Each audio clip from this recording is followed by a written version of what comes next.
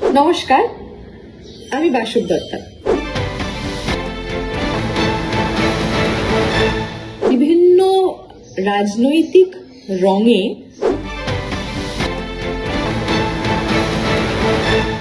শুধু একটা কথাই আমার বলার, যে অনেকেই বলছেন মানে আমাদের এই আর্টিস্ট ফোরামের ইলেকশনটাকে বিভিন্ন রাজনৈতিক রঙে রাঙিয়ে দেওয়ার চেষ্টা করছেন বা করেওছেন অনেকে। প্রত্যেকের প্রতি সমান শ্রদ্ধা এবং ভালোবাসা জানিয়েই আমি একটাই কথা বলবো, কারোর প্রতি কোনো অসম্মান দেখিয়ে নয়। আর্টিস্ট ফোরাম বুঝতেই পারছেন শিল্পীদের একটা জায়গা। এখানে একজন শিল্পীর প্রধান এবং প্রথম পরিচয় তিনি একজন শিল্পী, তিনি একজন আর্টিস্ট। তিনি যে কোনো রাজনৈতিক মতাদর্শে বিশ্বাস করতে পারেন, সেটা তার ব্যক্তিগত পছন্দ, ব্যক্তিগত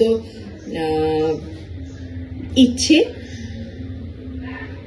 এক্ষেত্রে আমরা কেউই হস্তক্ষেপ করতে পারি না এবং এগুলো নিয়ে আলোচনা করার কথাও নয়।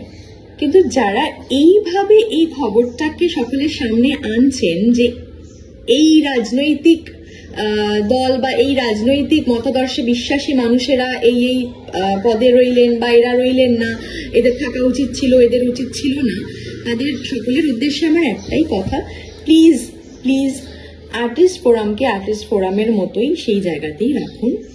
এখানে আলাদা করে আর কে কোন রাজনৈতিক আদর্শে আমরা বিশ্বাস করি সেইটা আনবেন না।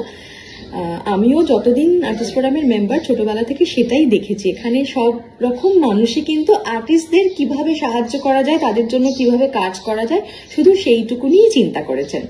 তার জন্য আর্টিস্টদের সাহায্যের জন্য যেখানে যেখানে যার কাছে যাওয়া প্রয়োজন বড়রা সেখানেই গেছেন, কাজ করেছেন। হয়তো আগামী দিনে আমিও সেটাই করব।